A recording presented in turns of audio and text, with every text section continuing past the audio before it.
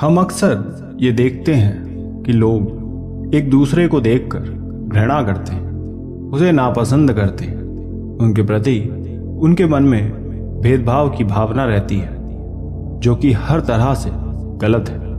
हमें किसी के साथ इस तरह का व्यवहार नहीं करना चाहिए। जब हम किसी गरीब भूखे को देखते हैं तो उसकी हालत देख उसका मजाक उड़ाते हैं। किसी रोगी को उसके रोग से ग्रस्त देखते हैं तो उससे घृणा करते हैं। उसके पास तक जाने में हम घृणा की भावना रखते हैं। हमारा ये व्यवहार और सोच हर तरह से गलत है। प्रत्येक व्यक्ति को ये पता होना चाहिए कि जरूरी नहीं कि यदि आप हर तरह से पूर्ण हैं, शरीर से स्वस्थ हैं तो आगे भी रहेंगे।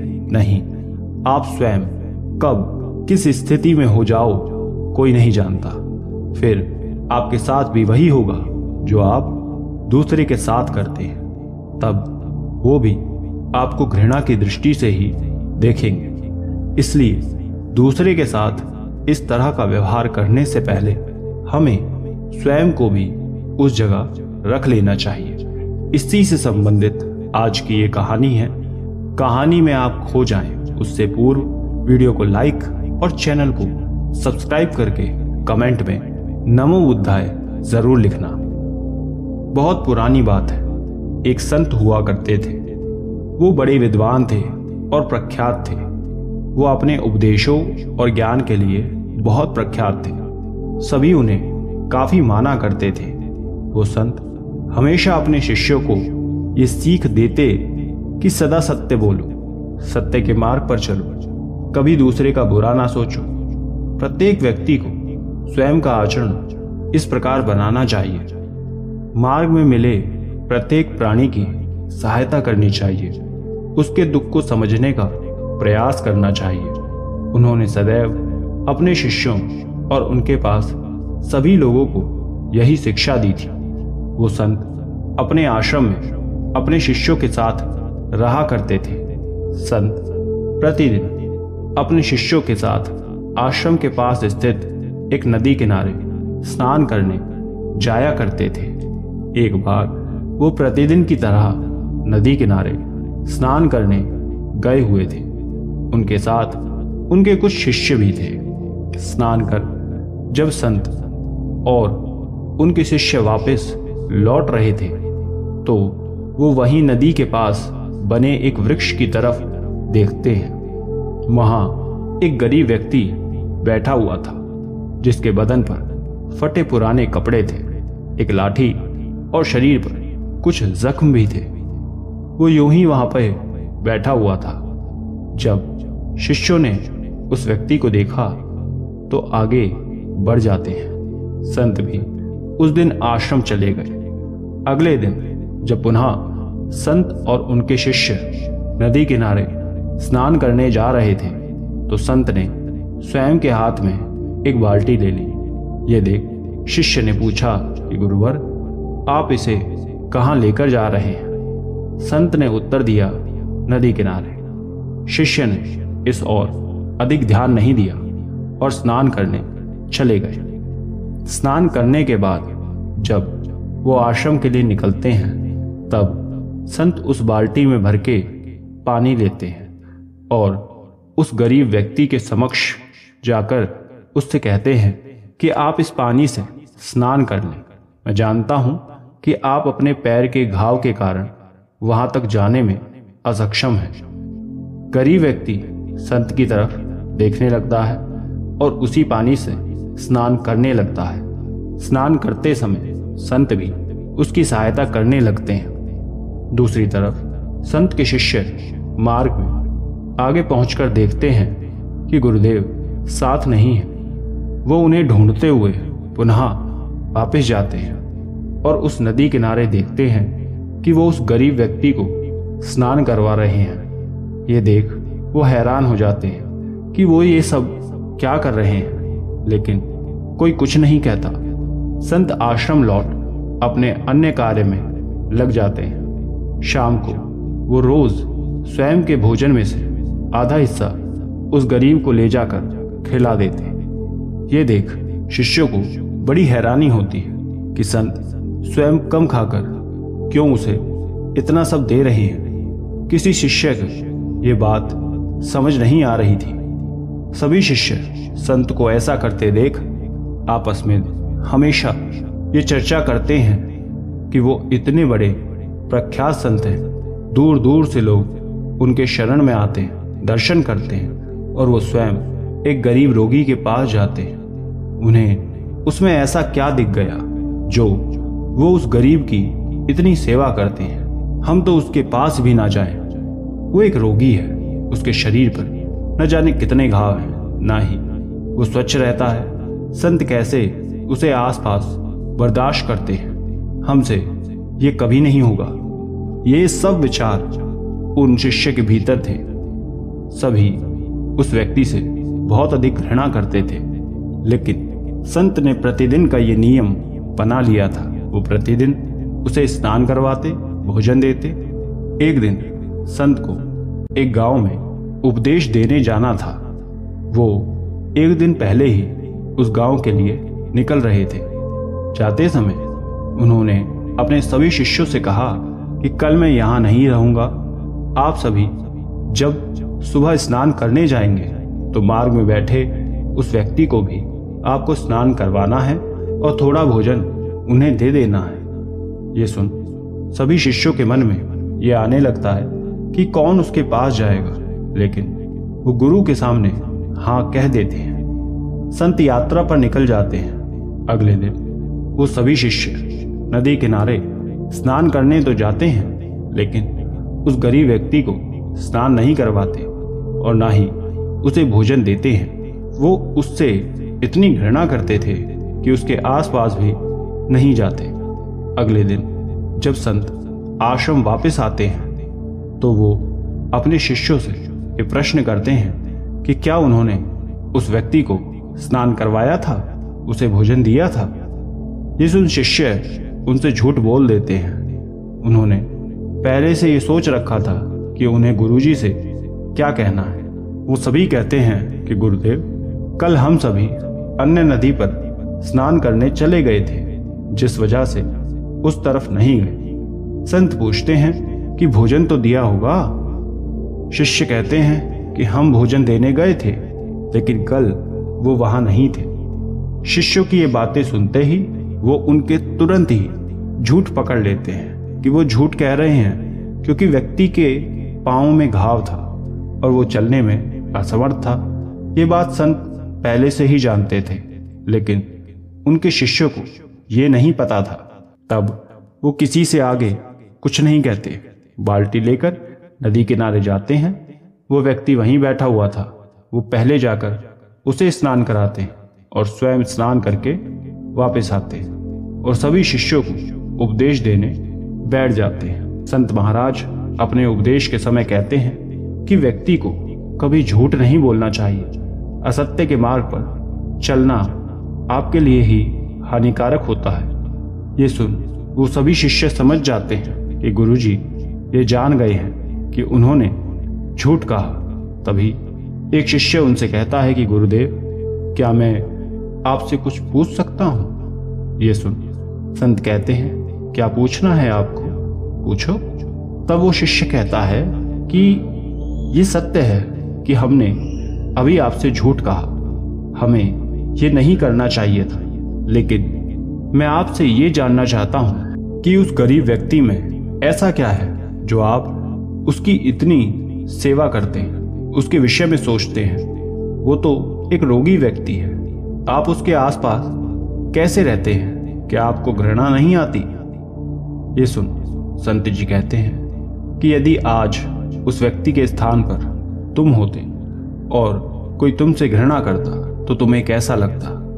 ये सुनते ही वो शिष्य चुप हो जाता है। तभी दूसरा शिष्य कहता है कि लेकिन आप उस व्यक्ति की इतनी सेवा क्यों करते हैं? सेवा तो उसकी करो जिससे पुण्य मिले। ये सुन संत कहते हैं कि मुझे अफसोस है कि मेरी आज तक दी गई किसी भी शिक्षा को, उपदेश को आपने ना तो ध्यान से सुना है और ना ही जीवन में उतारा है। ये सुन शिष्य कहते हैं कि आप ऐसा क्यों कह रहे हैं गुरुदेव? हमसे कोई भूल हुई? संत कहते हैं कि आप सबकी ये सोच ही गलत है, भूल है। किसी की सेवा करने का कारण केवल पुण्य कमाना नहीं होता, और यदि आप ये सोच किसी की सेवा करते हैं कि आपको पुण्य मिलेगा, तो आपको वो वैसे भी नहीं मिलेगा। ये सोच गलत है। वो व्यक्ति शरीर से कष्ट में है, कोई उसे देखने वाला नहीं है। एक मनुष्य होने के नाते हमारा ये कर्तव्य है कि हम किसी जरूरतमंद व्यक्ति को सहारा दें, उसकी सहायता करें। हर कार्य लाभ, घृणा, पुण्य देखकर नहीं किया जाता, और ना ही कभी किसी प्राणी को अन्य प्राणी से घृणा करनी चाहिए, क्योंकि हो सकता है कल आप उसकी जगह पर हों। आपकी दृष्टि से वो एक रोगी है, लेकिन मेरी दृष्टि से वो एक सामान्य मनुष्य है, जिससे आप तो घृणा करते हैं, लेकिन मैं नहीं, क्योंकि जैसे मैं हूं वैसे ही वो भी है, कोई अंतर नहीं है। और मैं अपने शिष्य को भी यही शिक्षा देता हूं। अमीर हो या गरीब, रोगी हो या स्वस्थ मनुष्य, मनुष्य मनुष्य होता है। हमें ना तो उसे छोटा समझना चाहिए, ना ही उससे घृणा करनी चाहिए। यदि कुछ करना है तो उनकी सहायता करें। ये सुन उन सभी शिष्यों को अपनी भूल पर बहुत पछतावा होता है, और वो स्वयं के इस व्यवहार पर बहुत शर्मिंदा होते हैं और अपने गुरु से क्षमा मांगते हैं। संत अंत में कहते हैं कि उपदेशों को केवल सुनो नहीं, उसे जीवन में उतारो, तभी उसका लाभ होगा। भेदभाव करना एक अनुचित कृत्य है जो किसी को नहीं करना चाहिए। दोस्तों, इस कहानी से हमें यही सीख मिलती है कि हमें कभी भी किसी के साथ ना तो भेदभाव करना चाहिए और ना ही घृणा। व्यक्ति को कभी अपनी मनुष्यता नहीं भूलनी चाहिए। आशा करते हैं ये बात आप समझे होंगे। धन्यवाद। एक बार एक बहुत विद्वान महात्मा एक नगर में रहा करते थे। उनका ज्ञान, उनकी ख्याति बहुत प्रसिद्ध थी। सभी लोग उनसे प्रभावित थे, उनसे मिलने आया करते थे, उनके उपदेशों को सुना करते थे। एक बार वो महात्मा एक वृक्ष के नीचे बैठकर अपने सभी शिष्यों और नगर के अन्य लोगों को उपदेश दे रहे थे। सभी लोग उनके उपदेशों में लीन थे। तभी एक नगर का व्यक्ति उस सभा में पहुंचता है और महात्मा के समक्ष उपदेश बीच में रोक कर कहता है कि बीच में खलन डालने के लिए मुझे क्षमा करें गुरुवर, किंतु यह अनिवार्य था। मेरे भीतर कई वर्षों से एक प्रश्न घूम रहा है जिसका सबने मुझे अलग अलग उत्तर दिया, लेकिन मैं उससे संतुष्ट नहीं हुआ हूं। इसलिए आज मैं आपके समक्ष आया हूं ताकि आप मेरी इस उलझन को खत्म करें। व्यक्ति की बात सुन महात्मा पूछते हैं कि कैसी उलझन है, बताओ वत्स। मैं यहाँ आप सभी की इन उलझनों को दूर करने हेतु ही बैठा हुआ हूं। यह सुन वो व्यक्ति कहता है कि मैंने हर किसी से यह पूछा कि क्या ईश्वर है, मुझे इसका उत्तर चाहिए। मैं आज उनसे मिलना चाहता हूं, और हां, कोई घुमा फिरा कर उत्तर मत देना। यदि वो है तो सीधा आप मुझे उनसे मिला दें। ये सुन वो महात्मा कहते हैं कि ठीक है, मैं तुम्हें उनसे मिलवा दूंगा। बताओ, आज मिलना चाहोगे? ये सुन व्यक्ति हैरान हो जाता है कि क्या ये सच में ईश्वर से मुझे मिलवा देंगे? कहीं ऐसा तो नहीं ये मेरी बात ही नहीं समझे। व्यक्ति कहता है कि मैं ईश्वर की बात कर रहा हूं गुरुदेव। महात्मा कहते हैं कि मैं जानता हूं कि तुम ईश्वर की बात कर रहे हो, मैं भी उनकी ही बात कर रहा हूं। चलो आज तुम्हें उनसे मिलवा ही देते हैं। ये सुन वो व्यक्ति खुश हो जाता है कि शायद आज वो ईश्वर से मिल जाएगा। वो कहता है कि कहाँ जाना है गुरुदेव? तब महात्मा कहते हैं कि धैर्य रखो, सब ज्ञात हो जाएगा। महात्मा उस व्यक्ति से आगे कहते हैं कि ईश्वर से मिलने से पूर्व उन्हें तुम्हारी पहचान बतानी होगी। तुम अब अपनी पहचान बताओ ताकि उन्हें यह पता चल सके कि तुम कौन हो। व्यक्ति अपने बारे में सब कुछ विस्तार से बता देता है। तब महात्मा कहते हैं कि तुमने अपने बारे में सब बता तो दिया, लेकिन क्या यह सत्य है? तुम मेरे कुछ प्रश्नों का उत्तर दो। व्यक्ति कहता है कि कैसे प्रश्न? तब महात्मा कहते हैं कि यदि आज मैं तुम्हारा नाम बदल दूं तो क्या तुम बदल जाओगे? व्यक्ति हंसता है और कहता है कि नहीं, मेरा नाम बदल देने से मैं नहीं बदलूंगा। मैं जैसा हूं, मेरा जो स्वभाव है वैसा ही रहेगा। महात्मा फिर आगे कहते हैं कि यानी तुम्हारे नाम से तुम्हारी पहचान पर कोई फर्क नहीं पड़ेगा। व्यक्ति कहता है कि नहीं। तब महात्मा पूछते हैं कि यदि तुम्हारा व्यवसाय बदल दूं तब? व्यक्ति कहता है कि उससे भी कुछ नहीं बदलेगा। मैं जैसा हूं वैसा ही रहूंगा। चाहे कोई भी कार्य करूं, उसमें परिश्रम तो मेरा ही होगा। महात्मा कहते हैं कि क्या 6 वर्ष बाद भी तुम यही रहोगे? व्यक्ति कहता है कि जी गुरुदेव, उम्र बदल जाने से, शरीर में परिवर्तन आ जाने से मुझ में कोई बदलाव नहीं आएगा। मैं जैसा हूं वैसा रहूंगा। चाहे मैं अमीर रहूं या गरीब, मेरा जो भी नाम हो, पद हो या अन्य कुछ भी, यदि ये सब बदला भी जाए तो भी मैं जो हूं वही रहूंगा। मुझ में इन सब के परिवर्तन आने से कोई बदलाव नहीं आएगा। मेरी पहचान नहीं बदलेगी। तब महात्मा कहते हैं कि यानी तुम्हारे नाम के बदल जाने से आयु, पद, कार्य, शरीर कुछ भी बदल जाए, तुम वही रहोगे। तब व्यक्ति कहता है कि जी गुरुदेव। तब महात्मा कहते हैं कि ठीक है, फिर तुम इन सब को छोड़कर जो तुम्हारी पहचान है, जो तुम हो, वो मुझे बता दो, ताकि वो सत्य ही मैं ईश्वर से कहकर तुम्हें मिलवा सकूं। तुम्हारा वास्तविक परिचय सबको पता होना चाहिए। ये सुन अब व्यक्ति सोच में पड़ जाता है कि यदि नाम, शरीर, पद, आयु सब कुछ उसकी पहचान नहीं है तो वो क्या पहचान देकर अपना परिचय देगा। वो महात्मा से यही बात कह देता है कि महात्मा जी, इस तरह तो मैं स्वयं नहीं जानता कि मैं कौन हूं। इन सब से ही तो मेरी पहचान है। अब यदि ये सब ही नहीं है तो मैं कौन हूं? मैं स्वयं नहीं जानता। अब मैं कैसे बताऊं कि मेरी पहचान क्या है? ये सुन महात्मा कहते हैं कि फिर तुम्हें सबसे पहले खुद को खोजना होगा, तभी तुम ईश्वर से मिल पाओगे। क्योंकि जब मनुष्य स्वयं को ही नहीं जानता कि वो है कौन, उसकी पहचान क्या है, तब वो भला ईश्वर की खोज कैसे करेगा।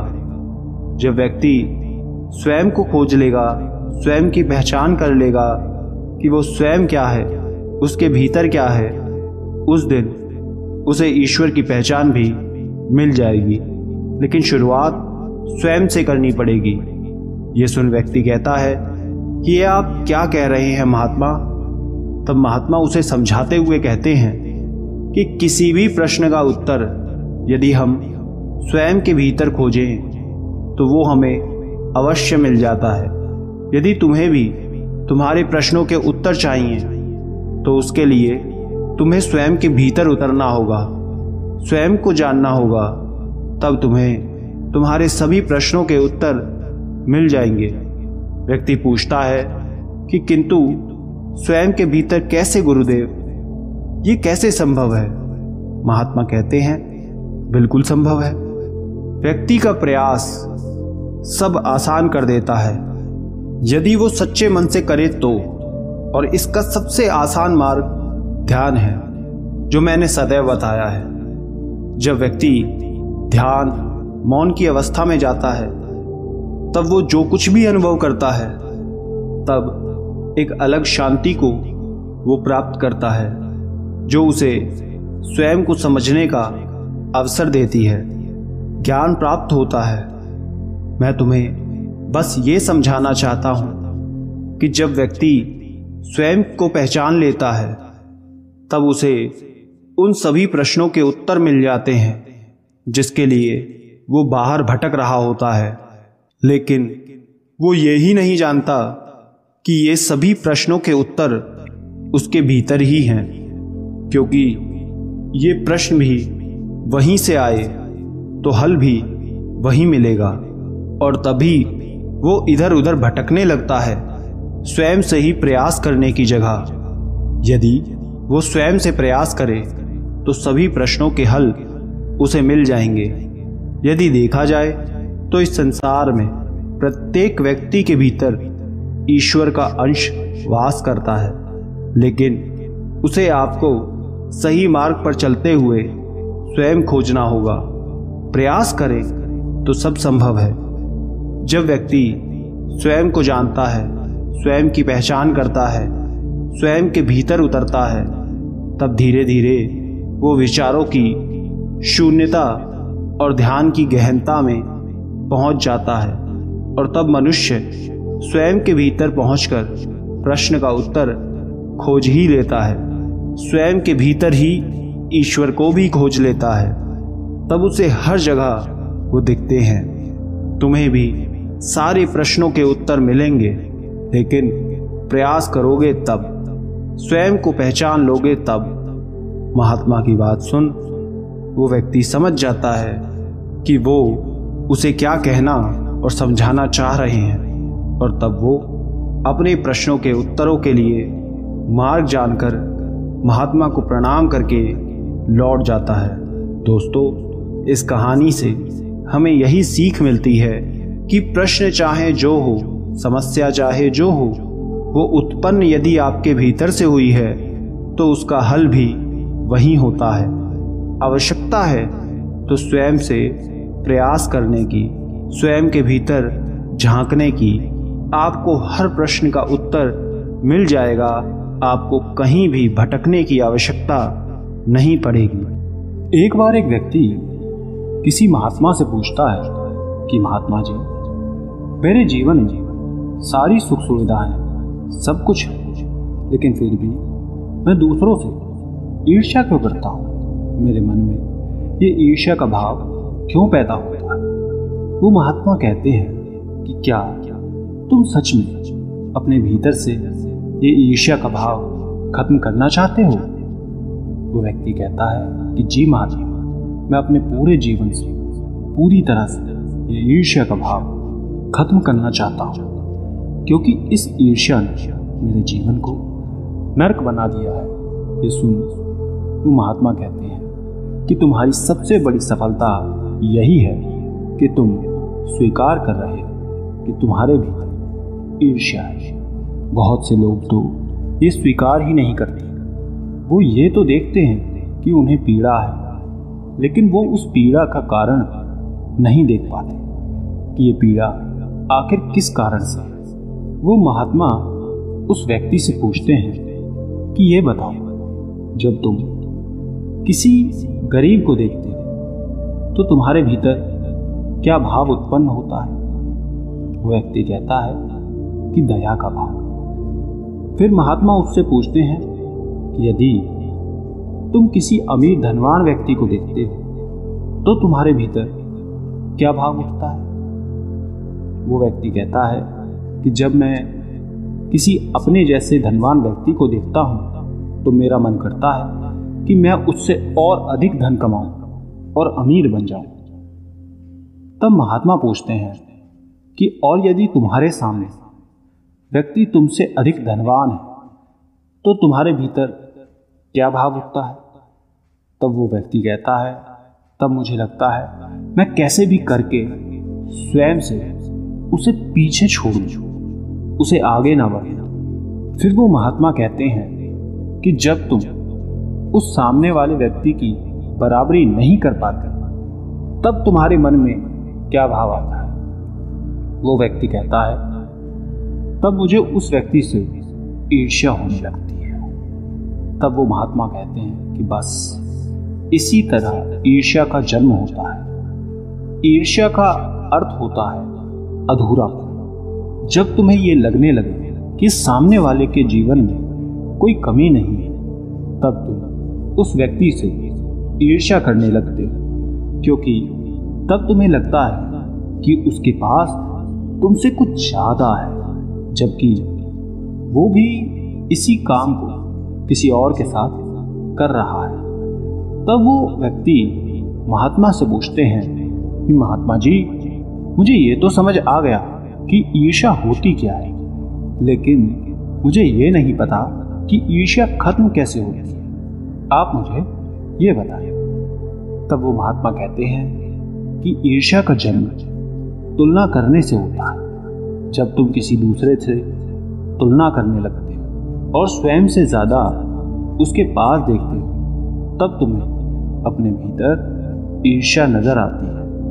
इस ईर्ष्या को खत्म करने का सिर्फ एक ही तरीका है कि तुम सत्य को जान लो, और सत्य यही है कि जिस प्रकार सूर्य की तुलना चंद्रमा से नहीं की जा सकती, ठीक उसी प्रकार किसी मनुष्य की तुलना अन्य किसी मनुष्य से करना जीवन का अपमान है। क्योंकि जो व्यक्ति अपनी तुलना किसी दूसरे के साथ करता है, वो स्वयं का अपमान करता है, अपनी सांसों का अपमान करता है जो उसे मिली है। ये जीवन हर किसी के भीतर दौड़ रहा है और हर कोई एक दूसरे से अलग है, और अलग होना कोई कमी नहीं बल्कि खूबसूरती है।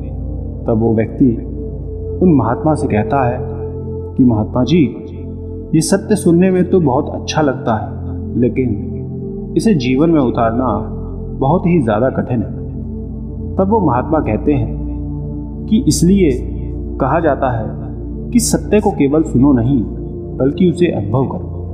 तब वो व्यक्ति कहता है कि महात्मा जी, सत्य को अनुभव कैसे किया जाता है?